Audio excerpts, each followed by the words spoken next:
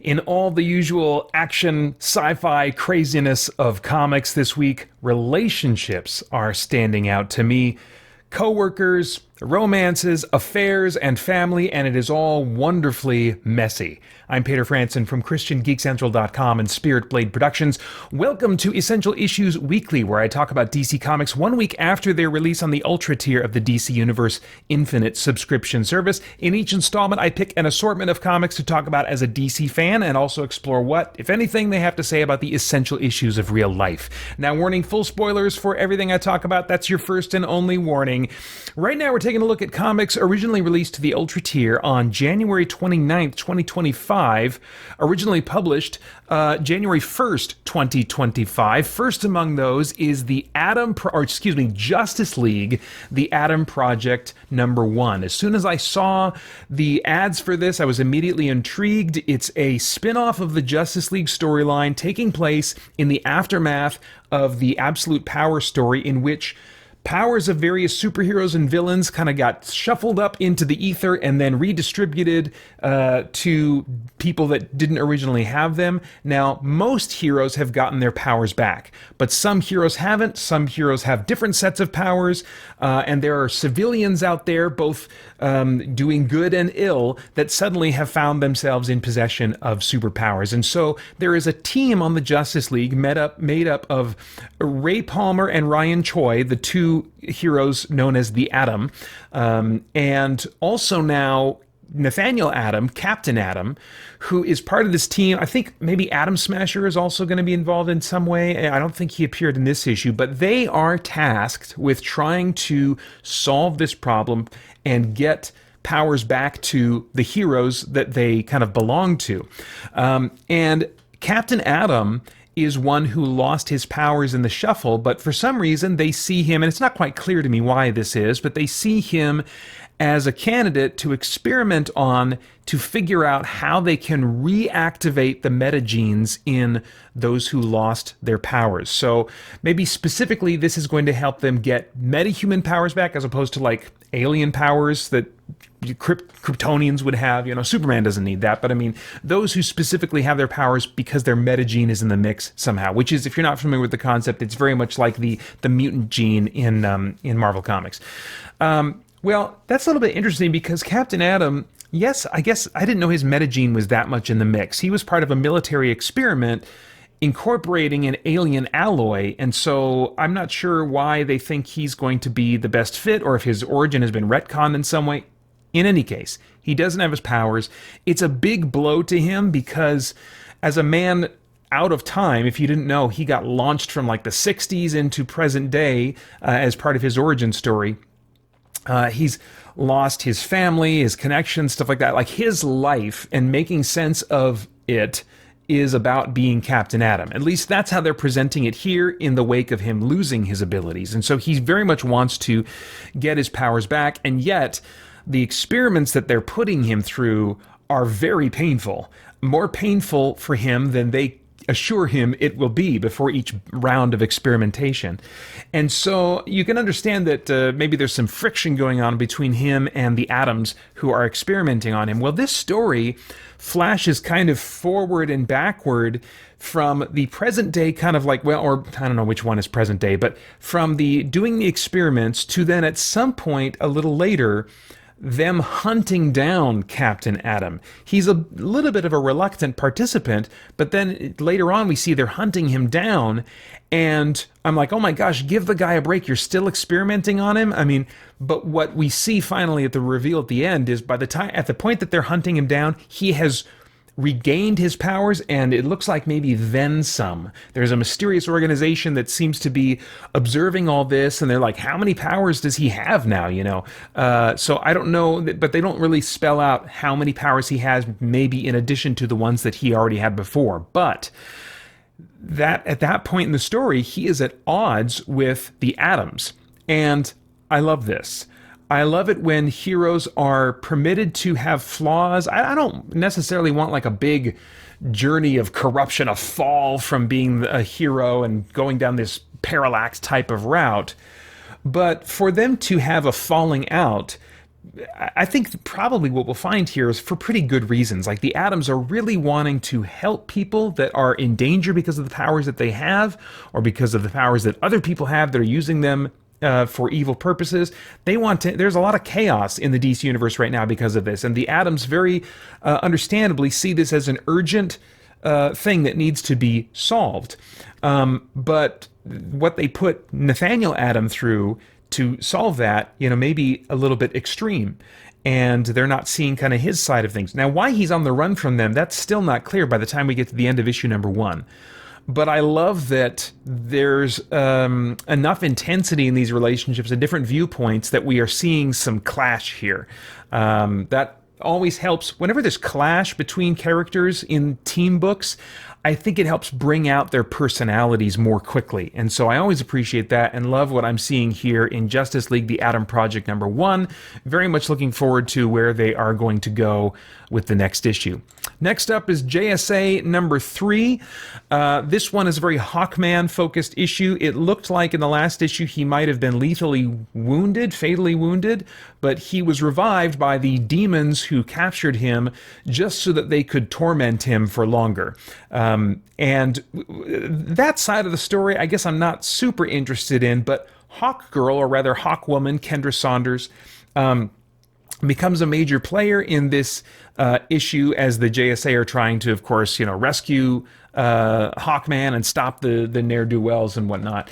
But as she is kind of talking in one moment about her relationship with Hawkman, she clarifies some things about the status of their relationship now that was news to me. Maybe that's because they were spelled out in the Hawkgirl or Hawkwoman series, whatever it was that recently it was about Kendra Saunders, that I just was not connecting with at all. I dropped it after a single issue. But what she says in this issue, let me actually jump to it here. She says to, Hawkgirl says to Alan Scott, my head is all mixed up right now. I know that Carter and I don't have the same this relationship past Hawkmen and Hawkwomen had. I mean, he found Shayera in this life. She's alive. The cycle is broken. So if you're not familiar with this aspect, when Jeff Johns kind of rebooted or revitalized, is a better way of saying it, Hawkman and Hawkgirl, he established this idea that not only were they reincarnated, which had already been established before, but they were uniquely reincarnating through multiple lives, and that it was always like they had this, this, I don't know if it's star-crossed lovers is the right way to describe it, but they would always find each other in whatever lives they were rebirthed into. But when they found each other and rekindled that destined romance, that was the trigger of a curse that would ultimately bring about their death yet again, at which point they'd have to wait until the next cycle of rebirth to try and find each other. So this doomed couple, this romance of the ages, as it were, such a clever and cool idea at the time. And like, I'm not normally into just like any romance that you're going to find in comic books, but if you do something interesting with it, and you do something tragic with it, maybe like in this case, that is really intriguing to me. And one of the kind of interesting spins to this current rebirth that they were in, that Jeff Johns established, is that Kendra Saunders, because the rebirth of Shayera inside of her was kind of like complicated, something weird happened, I won't go into the details, her memories were jumbled up, and she did not feel about Hawkman the way Hawkman felt about her. For the first time, there was this break in the relationship, and he was assuming that they would just rekindle things and move forward. She was not there, and so it presents this great storyline where he needs to, once again, like he's never had to for generations of lives or whatever, he actually has to woo her. He actually has to romance her. He actually has to pursue her instead of just assuming. And what a great metaphor for, I think, marriage relationships, that we need to continue pursuing our wives, especially men. I think, but to some degree, women. We should also be like looking for the ways that we can, in various ways, connect with our spouses, be intentional about that, not just assume the ongoing health of the relationship. And so that was a neat device. But now, stuff has happened, I guess, so that's not a thing anymore. She says, he found Shayera in this life. She's alive. So I guess at some point we determined that, okay, Shayera... I did some Wikipedia research. It's kind of confusing. At first, there were two souls, Shayeras and Kendra, that were kind of like competing or both present, or Shayera was present, Kendra actually was not, but Shayera had Kendra's memories. Now it's like reversed, so like Shayera, I guess, is not in the mix, and Kendra is there, her soul is present. It's a very weird mess. But anyway, the place we're at now is... I guess he found Shayera in this life. Can we get a little footnote with an asterisk, please? One of those that says, as seen in issue blah of blah. I'm like, this is news to me. And even looking at Wikipedia, I couldn't find a reference to this aspect of the story. So anyway, she said, it doesn't have to be this binary thing anymore, this doomed, tragic, eternal love story between us. I'm like, oh, but I like that. She says, but still... Alan says, still you feel like you need to go after him. She's like, yes, it's this compulsion, and I know it's different. I've come to see Carter as a big brother, if anything, but we're still connected. And I'm just like, big brother. So this was such a cool idea that I wish would have been like a permanent fixture of these two characters. Permanent in the same way that like Superman and Lois, they are a permanent couple, except for, maybe some temporary things. So that, I guess, is not to be. Instead, we have been getting this introduction of another relationship between Jade and Sand that kind of came on slowly. I don't know if it's only been happening in the pages of JSA. If that's the case, I don't see a reason to root for this relationship yet. All I see is, okay, they've been developing some feelings for each other, I guess. I don't know when or why. But because things are so chaotic right now, it's maybe not the best time to have a relationship. And so instead, this relationship, instead of like giving us something unique about them and their situation and what draws them to each other, like we have much more of in, say, the Hawkman, Hawkwoman relationship, we've got, like, we don't really know why they're attracted to each other. All we know is, they're having one of those relationship things where things are going on, so it's hard for them to connect. And I'm like, okay, well, give me a reason why I should root for them to connect right now. They've given me a problem for this relationship without first establishing why I should care about this relationship. If that was established elsewhere, I didn't see it in the footnotes in any issue up to this point. And so... right now, it just looks like another comic booky relationship that is almost certainly not going to go the distance. So not as much a fan of that, even though I like some complexity and some tension in a relationship like this. I don't have a reason to root for it. So this would be maybe one of the relationships in this set that I've seen this week coming to the surface that I'm like, I don't really care. But there's still some other cool stuff going on, some relational stuff going on in JSA. We've got some of that generational stuff happening where Ted Grant, the original Wildcat, is mentoring Khalid, who is the most recent Dr. Fate, and helping him to really, I guess for lack of a less pop spiritual sounding thing, believe in himself.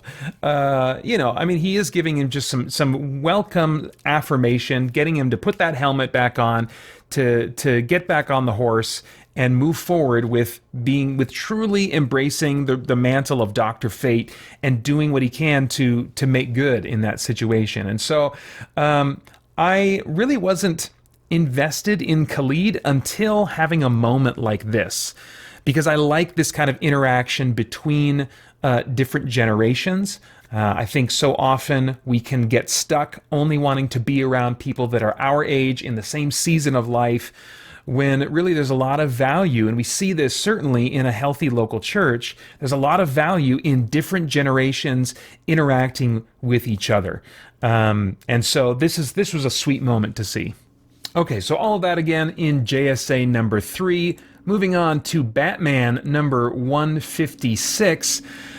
We've still got the whole plot going on with the Riddler and all of his plans to take down Bruce Wayne and to get Wayne Enterprises and stuff like that. That didn't stand out to me as much as the continuation of this storyline with Commissioner Gordon. Now, as I said last time, Jim Gordon, we discover, was in an affair with, I believe it was the current mayor's wife, and their relationship is just absolutely terrible. And so I feel like they wanted us as readers to sympathize that because her marriage is terrible, it's okay for this affair to be taking place, and we should actually root for this. Well, this is turning that expectation on its head. So maybe in behind the writing there is a little bit more complexity. I don't know, but in this issue, Jim has just been cleared of the charges against him of murdering her husband. He goes up to her, to, I can't remember what her name is now. Is it Koyuki? So he goes up to Koyuki. He says, "They have proof I didn't do it. I'm innocent. I didn't kill Chris. And she says, "Stop. Don't touch me. He's dead. My husband, the father of my son, is dead. You still went there. You still fought him, filled with anger about not being police commissioner. Both of you made this about yourselves, like I was some helpless creature you two needed to save. No, my son has no father, and you smile? This isn't about you." And she walks away, she turns her back on him. It looks like this conversation is over. And I'm like, okay, good. I want this relationship to be done. I do not want this to be something that I am meant to root for. As I said last time, them taking Jim Gordon's character in this direction really was a blow to my respect for him and for his character. So it's good to see this coming to an end. Now, it could go several ways here. This could be the end of the relationship, and I think that would be good. I think it would help me to slowly regain my respect for Jim Gordon as a man of virtue and honor.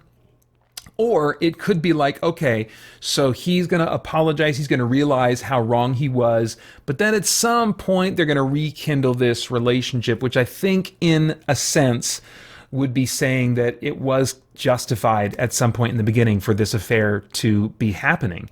But I mean, as she points out, she's got a child in the mix, and she's having an affair. What the crap, So anyway, at least I see this as a good direction that they're turning with this plot thread for now.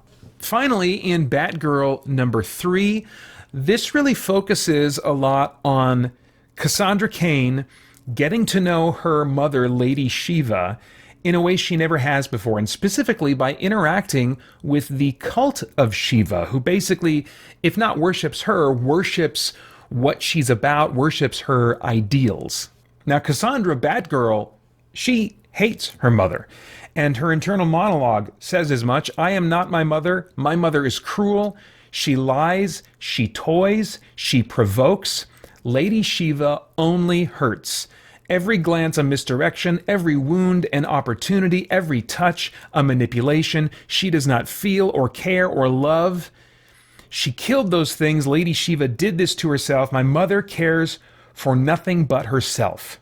And at one point in this confrontation with her mother, she shows her a group photo of Cassandra with basically the Bat family and said, "This is who I am. I am not you. I'm divorcing myself from you. I'm rejecting any part of you that could be considered a part of me. That's not who I am. I am this group of people." And Lady Shiva responds saying, "They taught you to speak their language, yet they never bothered to learn yours." Which, if you don't remember, Cassandra Cain was raised without spoken language as an experiment to make her the ultimate martial artist. She was raised to think only in terms of watching people's actions, their physical tells, their body movements, their facial expressions, all those things as a way to read them and anticipate their next move so that she could be, the ultimate fighter. And Lady Shiva says, well, they never bothered to learn your language, a touch, a glance, the language only a mother knows. And so Shiva is saying here, no matter what path you've gone down and who you've surrounded yourself with, there is a connection that you and I have that cannot be matched. And for those that had really difficult or in some cases abusive relationships with parents, this is hard stuff to reconcile. And I will not pretend to have any experience along those lines myself. I think we can all relate to some degree on seeing, some traits in our parents that we admire, and other traits that we're like, I want to do things differently. I don't want to do that. But in Cassandra's case, she looks in her mother, only sees evil. That is the only way she categorizes her mother, as all bad all the time. But she's met with a situation where she has to acknowledge that her mother may not be the only bad all the time woman that Cassandra has her labeled as in her mind. She meets this group of people that follow Lady Shiva, who pursue what they perceive to be her ideals. And one of them, kind of giving Cassandra a tour of this group of people and where they're at in the city, says, "What do we do? Quite simply, Batgirl, we help people. You see, your mother is known by many to be many things. The destroyer, yes. They even believe her evil. But most forget she is also the restorer, a healer. We study Lady Shiva, but we also take what we learn and use it in our communities. We protect those who need protecting, heal those who need healing, the hungry, the lost, the hurt, those who flee violence and those who choose violence. We give them what they need to better themselves. Can you understand that, Batgirl?" And she has to admit, yes, I understand that. So I think in this storyline, there's a very relatable challenge for us to not oversimplify our view of our parents. Probably would be the specific kind of like parallel here for us. But I think that this applies to all kinds of people that we may overly simplistically label as bad. They're a bad guy in my life. They are a villain in my life. Whereas people are a lot more complex. And it doesn't mean that the bad things they did are actually good. No, people are just complex, and there's a lot of nuance. And I think the road to healing both relationships with people that we are at odds with and healing the damage that has been done to us involves that kind of recognition that people are complex. When we don't acknowledge the complexity of those who have hurt us, it makes forgiveness and the resulting peace from that a lot harder to obtain. But when we can recognize the complexity in other people, the complexity that we ourselves at the end of the day are not capable of judging just because there's so many details we don't have. So we need to leave those details up to the Lord to sort through and know that He is going to sort through those things. That people are not going to just completely get away with what they've done. That the Lord is doing something in their lives and will be doing things in their lives eternally, whether they end up with Him forever or apart from Him forever. There are ramifications for the things that happen in this life that reverberate into eternity. And so at some point, forgiveness is not about saying, well, they don't deserve to be punishment. They didn't actually, they actually can be excused for what they've done. No, it's about realizing, you know what? I am not in a position to decide what they deserve and to exact specifications how much they deserve. There are situations that are just way beyond my ability to judge. There's so much complexity and so many things I don't know. I cannot carry the burden of ensuring that they get all that they deserve. I need to be able to hand that over.